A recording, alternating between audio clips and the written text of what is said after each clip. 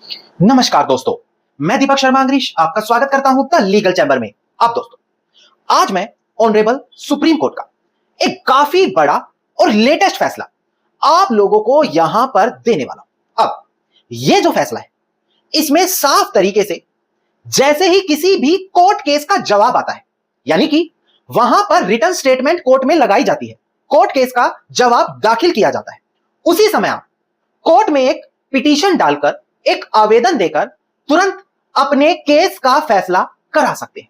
और आप यकीन मानिए, अगर आप ये वीडियो देख रहे हैं तो ज्यादातर लोग इस कानूनी प्रावधान के बारे में जानते ही नहीं। अगर इधर उधर से उनको सुनने को मिल जाता है तो उनको लगता है ये सारी बातें झूठी हैं, किताबी हैं। पर अगर आज आप ये जब जजमेंट देखेंगे, ऑनरेबल सुप्रीम कोर्ट का लेटेस्ट फैसला पढ़ेंगे, तो आपको खुद समझ में आएगा कि जो सुप्रीम कोर्ट की तरफ से ये गाइडलाइंस आई है, जहां पर आप कोर्ट केस का जैसे ही जवाब दावा आता है, रिटन स्टेटमेंट आती है, अपना फैसला करा पाएंगे। और आज की वीडियो में मैं आपको यही जानकारी डिटेल में शेयर करने वाला हूं।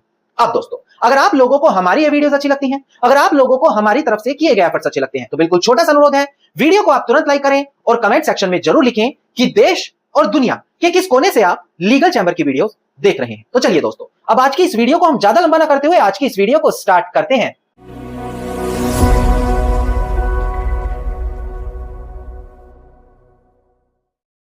अब दोस्तों, सबसे पहले वीडियो की शुरुआत में आप लोगों को यह जानकारी होनी चाहिए कि आज की वीडियो में क्या क्या इंफॉर्मेशन आपको मिलने वाली है, ताकि आप यहीं से समझ जाएं कि यह वीडियो आपके काम की है या इसे आपको स्किप कर देना चाहिए। देखिए, सबसे पहले मैं आपको कुछ कंडीशंस बताने वाला हूं, जहां पर जैसे ही कोर्ट केस में जवाब दावा डाला जाता है, बिल्कुल शुरुआत में आप वहीं पर कोर्ट में अपना आवेदन देकर फैसला करा पाएंगे। फिर मैं बताऊंगा कि आखिरकार कौन से कानूनी प्रावधान के तहत यह संभव है। फिर मैं आपको वो सिचुएशन बताऊंगा कि अगर आप भी अपने केस में ये तरीका अपनाना चाहते हैं तो क्या क्या चीजें देखनी होंगी। फिर मैं ऑनरेबल सुप्रीम कोर्ट की लेटेस्ट जजमेंट आपको बताऊंगा और आखिर में आपको यह भी क्लियर करूंगा कि आखिरकार कहां से आप ये लेटेस्ट जजमेंट की कॉपी ले सकते हैं। चलिए, सबसे पहले आपको पता होगा कि कोई भी सिविल कोर्ट केस अगर फाइल किया जाता है, प्लेंटिफ यानी कि जो वादी है, जैसे ही कोर्ट में अपना केस डालता है, केस डालने के 90 दिनों के अंदर जो डिफेंडेंट होते हैं उनको अपना जवाब कोर्ट में देना पड़ता है, जिसको हम जवाब दावा या इंग्लिश में रिटन स्टेटमेंट भी बोलते हैं। अब जैसे ही 90 दिनों में यह जवाब कोर्ट में लगाया जाता है, ज्यादातर लोगों को उसी समय समझ में आ जाता है कि जिसके खिलाफ यह केस डाला गया है वो किन किन ग्राउंड्स में इन केस के खिलाफ स्टैंड लेगा। जैसे कि अगर मेरी जमीन पर किसी का कब्जा है, मैं जाकर उसके खिलाफ केस डालता हूं, suit for possession and permanent injunction. अब जैसे ही वो अपना जवाब दावा कोर्ट में डालेगा, हो सकता है वो खुद को किराएदार बता दे, हो सकता है वो ये बोले ये जमीन मेरी है, हो सकता है वो प्रतिकूल कब्जे का दावा डाल दे। यानी कि जैसे ही उसका जवाब दावा आया, हमें ये माइंडसेट क्लियर हो गया कि वो हमारे खिलाफ किन किन ग्राउंड्स पर लड़ने वाला है। अब अगर आप कानूनी प्रावधान सही तरीकों से जानते हैं, अगर आपको हर एक प्रावधान की सही समझ है, तो आप जानते हैं कि जैसे ही आपके खिलाफ कोर्ट में जवाब दावा डाला जाएगा और जो भी आपकी राहत है, जो भी आप प्रेयर कर रहे हैं, अगर उसने गलती से उसको एक्सेप्ट कर लिया तो आप तुरंत कोर्ट का फैसला ले सकते हैं। उदाहरण के तौर पर मान लेते हैं मेरी जमीन पर किसी ने कब्जा किया हुआ है, अब मैं उसको बाहर करने के लिए कोर्ट में केस डाल देता हूं। वो अचानक से आकर बोलता है कि मैंने तो इनसे ये जमीन खरीद ली थी पर मेरे पास कोई कागज नहीं है। अब देखिए, बड़ी बेसिक चीज है, उसने बोल दिया कि मैंने इनसे ये जमीन खरीद ली पर मेरे पास कोई कागज नहीं है। अब कानून क्या कहता है, क्या बिना कागजों से कोई मालिक बन सकता है? नहीं बन सकता। तो वहां पर आप तुरंत ऑर्डर 12 रूल 6 की एक आवेदन कोर्ट में देंगे। आप कहेंगे कि देखो, उसने एक्सेप्ट कर लिया कि उसके पास कोई कागज नहीं है, तो बिना कागजों के क्या केस वो चलाएगा। और इस ग्राउंड पर अगर वो खुद को मालिक बोले या ना बोले, उसकी कोई वैल्यू तो रह नहीं जाएगी। तो कोर्ट देखेगा कि बिना ग्राउंड के अगर वो मालिक बोल रहा है तो उस केस में कोई स्ट्रेंथ तो नहीं रही, और उस ग्राउंड पर केस को वहीं पर फैसला दे देगा। अब ये किस कानूनी प्रावधान से संभव है? डिस्प्ले पर देखिए, मैं एक सेक्शन आपको समझाऊं जहां पर यह बात बोली जाती है। देखिएगा दोस्तों, डिस्प्ले पर देखिए, अगर आप ऑर्डर 12 रूल 6 देखते हैं, यह कोर्ट को पावर देता है कि वो जजमेंट पास कर सकता है on the ground of admission, बिना एविडेंस से पहले। यानी कि केस शुरू ही हुआ है, वहां कोई एविडेंस अभी तक रिकॉर्ड नहीं हुए, उससे पहले ही जैसे ही पार्टी किसी चीज को एक्सेप्ट करेगी, जैसे वो अपना जवाब दावा दे रही है, वहां पर उसने गलती से एक बहुत जरूरी चीज को एक्सेप्ट कर लिया, कोर्ट को ऑर्डर 12 रूल 6 में तुरंत ये पावर आ जाएगी कि वो वहां पर अपना फैसला सुना देगी। उसको नहीं वेट करना एविडेंस का, उसको विटनेस का कोई वेट नहीं करना, कोई आर्गुमेंट नहीं कराने। ऑर्डर 12 रूल 6 के तहत एक आवेदन आप कोर्ट में देंगे और कोर्ट वहां पर अपना निर्णय सुना देगा। अब ऑर्डर 12 रूल 6 के लिए क्या क्या चीजें होनी चाहिए वो भी डिस्प्ले पर देख के समझिए। देखिए, सबसे पहले कोर्ट ये देखता है क्या जो प्रतिवादी है, डिफेंडेंट है, उसने केस के तथ्यों को स्वीकार कर लिया है। दूसरी चीज, क्या वहां पर कोई दूसरा और एविडेंस जरूरी नहीं है कोर्ट को देखना प्लेंटिफ के केस को फेवर में देने के लिए।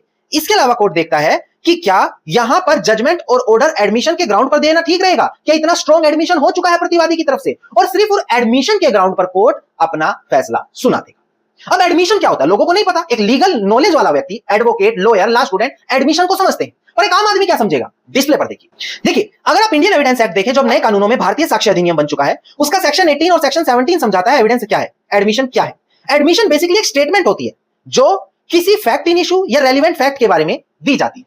वो पार्टी खुद बना सकती है या उसने किसी और को ऑथराइज कर रखा है, अटॉर्नी दे रखी है कि मेरे बिहाफ से तुम केस लड़ लो, वो भी जाकर कोर्ट में स्टेटमेंट दे सकता है। तो बेसिकली कोई भी बातें, स्टेटमेंट का मतलब क्या, कोई भी बात, मैं ये जो बोल रहा हूं स्टेटमेंट है, तो कोई भी स्टेटमेंट अगर कोर्ट में दी जा रही है और वो अगर वहां पर कोर्ट में सबमिट है तो उसको हम एडमिशन मान सकते हैं। अब यहां पर आपको डिटेल में समझ में आ गया कि जैसे ही आपने कोर्ट में कोई केस डाला और प्रतिवादी, डिफेंडेंट कोर्ट में अपना जवाब देगा, और डायरेक्टली इनडायरेक्टली अगर उसने वहां पर गलती से किसी चीज को एक्सेप्ट कर लिया जिससे आप कोर्ट में अपना फैसला करा सकते हैं, क्योंकि डिस्प्यूट ही खत्म हो गया, उसने मेन चीज को एक्सेप्ट कर लिया, तो आप कोर्ट में ऑर्डर 12 रूल 6 की एप्लीकेशन लगाएंगे और ये बोलेंगे कि अब हमारे केस में कोई विवाद ही नहीं रह गया।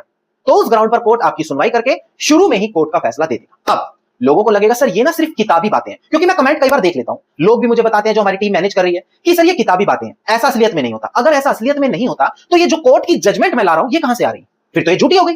हम अपनी मर्जी से जजमेंट ला रहे हैं, और अगर हम अपनी मर्जी से नहीं ला रहे, कोर्ट अपनी जजमेंट दे रहा है, मतलब कि ऐसा हो रहा है। अगर हम लेटेस्ट या लैंडमार्क जजमेंट दे रहे हैं, मतलब रोजाना, हर महीने, हर साल ऐसा हो रहा है, तो उसके बाद आप लोग गलत समझ रहे हैं कि ऐसा कुछ नहीं हो सकता। अब आपकी गलती भी नहीं है।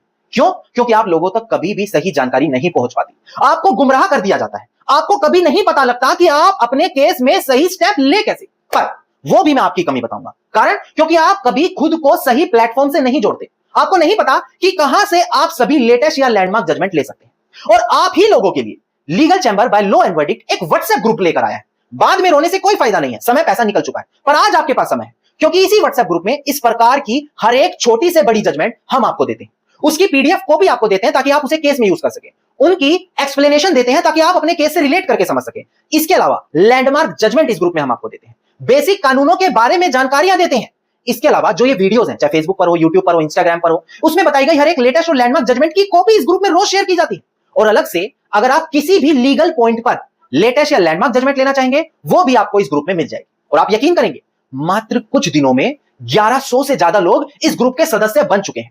पर वो लोग जिन्होंने अभी तक नहीं ज्वाइन किया, एक बड़ा सुनहरा मौका है, क्योंकि अगर आज आप इस ग्रुप से जुड़ते हैं, आपको डिस्प्ले पर नंबर दिखाई दे रहा है, वीडियो के डिस्क्रिप्शन में भी नंबर मिलेगा, आपको पुराने प्राइस के कंपैरिजन में काफी कम पैसा देना है, और सबसे बड़ा ऑफर यह है कि आपको वन टाइम पेमेंट करनी है और जीवन भर के लिए एक ग्रुप फ्री हो जाएगा। जी हां, अगर आप पहले इस ग्रुप को ज्वाइन करते हैं तो आपको 2000 या 1500 रुपए देने पड़ते, पर आज आप मात्र 1000 रुपए पे करेंगे सिंगल टाइम, और जीवन भर के लिए इस ग्रुप का सदस्य खुद को बना देंगे। पर मैं अभी बता दूं, बाद में मत बोलना, यह ऑफर इसी महीने के लिए वैलिड है और कभी भी इसी महीने में खत्म हो जाएगा। बाद में ज्वाइन करेंगे तो 1500 या 2000 रुपए देने हैं और सिर्फ 1 साल मिलेगा। पर आज मौका है, अगर अभी आपने इस मौके को नहीं फायदा उठाया तो बाद में फिर परेशान होते रह जाएंगे। चलिए, ग्रुप को जरूर ज्वाइन करें, डिस्प्ले पर नंबर है, ऑफर अभी वैलिड है। अब हम बात करते हैं लेटेस्ट जजमेंट के बारे में।